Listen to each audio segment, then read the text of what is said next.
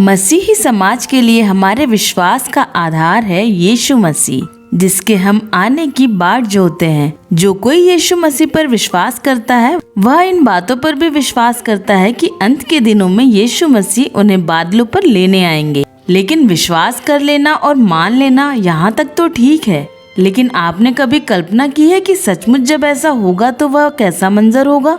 नए नियम में यीशु मसीह ने अपने चेलों को बहुत सी बातें दृष्टांतों के माध्यम से सिखाई है, क्योंकि उनके जो चेले थे अधिकतर साधारण काम करने वाले थे। यीशु मसीह की बुद्धि भरी बातें उन्हें आसानी से समझ नहीं आती थी, इसलिए यीशु उन्हें बहुत सारे दृष्टांतों के माध्यम से अपनी बातें समझाया करते थे, जो कि आज तक हमारे भी यीशु मसीह को समझने में मदद करते हैं। कहानी में आगे बढ़ने से पहले चैनल को सब्सक्राइब करें और वीडियो अच्छी लगी हो तो लाइक और शेयर जरूर करें। और जब आप हमसे इतने दिनों से जुड़े हैं तो परमेश्वर की महिमा करने के लिए अपने जीवन की अद्भुत गवाही को इंस्टाग्राम पर डायरेक्ट मैसेज करें। आने वाली वीडियो में हम उन्हें लोगों तक पहुंचाएंगे। तो कहानी शुरू करते हैं। एक बार यीशु मसीह अपने चेलों के साथ रास्ते से जा रहे थे। तब उनके चेलों ने उनसे पूछा, हे प्रभु, तेरे आने का क्या चिन्ह होगा और इस जगत का अंत कैसे होगा? तब यीशु मसीह जैतून के पहाड़ पर बैठकर उन्हें समझाने लगे, सावधान रहो, कोई तुम्हें भरमाने न पाए। अंत के दिन जब निकट आएंगे तो तुम लड़ाइयों की चर्चा सुनोगे। वे जरूर होंगी, लेकिन तब अंत नहीं होगा।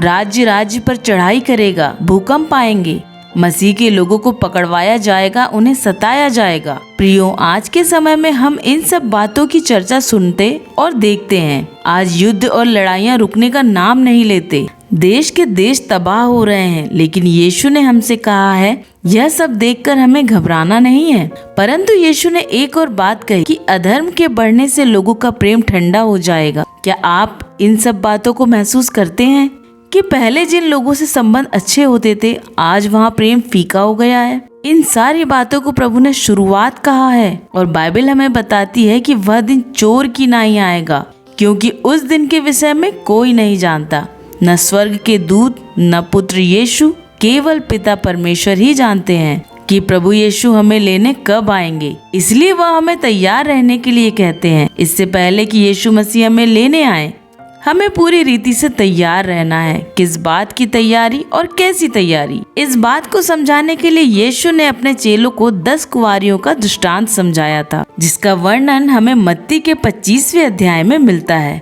हमें तैयारी करनी है यीशु मसीह के साथ जाने की, तैयारी स्वर्ग के राज्य में प्रवेश की। आखिर हम जो जीवन जी रहे हैं उसका अंतिम उद्देश्य और ध्येय तो यही है ना, कि हम यीशु के साथ बादलों पर उठाए जाएं और स्वर्ग के राज्य में सदा काल के लिए रहने पाए।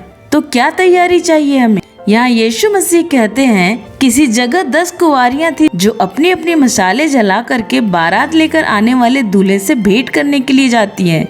यहाँ ध्यान देने वाली बात यह है कि यीशु ने कुंवारियों के बारे में कहा जिन्हें सामाजिक और पारिवारिक जिम्मेदारियां और स्त्रियों से बहुत कम होती है।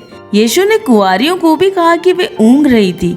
तो जरा सोचे, हम जो संसार की इतनी जिम्मेदारियों, गृहस्थी, जीवन शैली में व्यस्त हैं, उन्हें कितना तैयार होने की जरूरत है।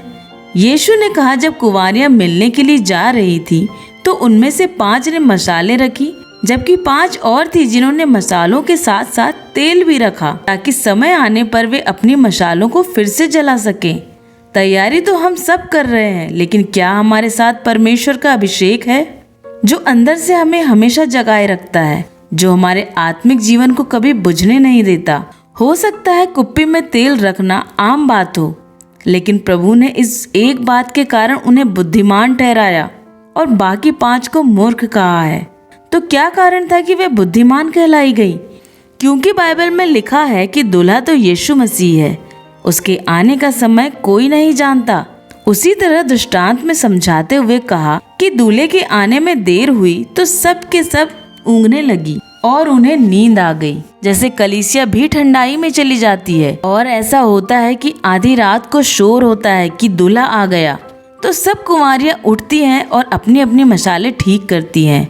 जो कुप्पी में तेल लेकर आई थी वे तो तेल डालकर अपनी मसाले रोशन कर लेती हैं, लेकिन जिनके पास तेल नहीं था उन्होंने बुद्धिमानों से तेल मांगा। पर वे भी उन्हें कैसे देती, क्योंकि उन्हें तो खुद अपनी मसालों के लिए पर्याप्त नहीं था। जब यीशु मसीह के आने का समय होगा, तब जो मसीह में ऊँग रहे हैं उनके हालात भी ऐसे ही होंगे।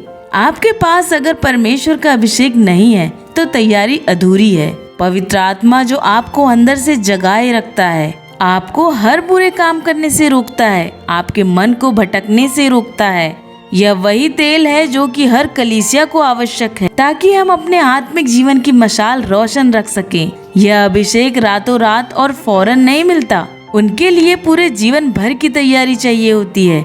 परमेश्वर से अपने संबंधों को ठीक रखना होता है, अपने मन को तैयार रखना पड़ता है, और इसी में तो हमें पूरा जीवन लग जाता है। इसलिए यीशु मसीह हमें थकने और ऊँघने से मना करते हैं। उन मूर्ख कुंवारियों ने ऊँघने के बाद कोशिश की कि तेल खरीद कर लाया जा सके, तो क्या आधी रात को तेल खरीदा जा सकता था? क्या कोई मोल देने वाला आधी रात को मोल देता होगा? उसी तरह जब दूल्हा ही आ जाएगा, तब क्या हम अभिषेक पाने की इच्छा कर सकते हैं? वचन साफ साफ कहता है, जो कुप्पी में तेल लिए तैयार थी, वे दूल्हे के साथ विवाह के घर में चली गईं और द्वार बंद कर दिया गया। दूल्हा यानी यीशु मसीह और विवाह का घर यानी स्वर्ग का राज्य जब उसके लायक लोग प्रवेश कर लेंगे, तो निसंदेह द्वार बंद कर दिया जाएगा। जो समय तय है वह तय है। न तो उसके पहले कोई स्वर्ग के राज्य में प्रवेश कर सकता है और न उसके बाद। वचन में लिखा भी है कि मूर्ख कुंवारियां लौटकर आई भी और दूल्हे से बोली, हमें भी प्रवेश करने दे। लेकिन क्या हुआ? दूल्हे ने उन्हें कहा, मैं तुम्हें नहीं जानता। प्रभु यीशु मसीह भी जब हमें महिमा रूपी देह में तैयार नहीं पाएंगे तो यही कहेंगे, मैं तुम्हें नहीं जानता। इसलिए प्रियो, अभी से अपनी तैयारी रखें, ताकि वह समय जब भी आए तो हम स्वर्ग के राज्य में प्रवेश करने पाएं। वह समय हमारी मौत के बाद भी आए तो भी तैयार रहो, क्योंकि जब यीशु बादलों पर आएंगे तो सबसे पहले मुर्दे ही जी उठेंगे। ठीक उसी तरह जब यीशु को सूली पर चढ़ाया गया था और पवित्र लोगों की लोथें जी उठी थी। अपने आत्मिक जीवन को लेकर जरा भी समझौता न करें। हमारी एक गलती हमें अनंत जीवन से दूर कर सकती है। मसीह के प्रेम में बने रहें और उसकी प्रेम और अभिषेक रूपी मशाल को उसके आगमन तक रोशन रखें। प्रभु आपको आशीष दे।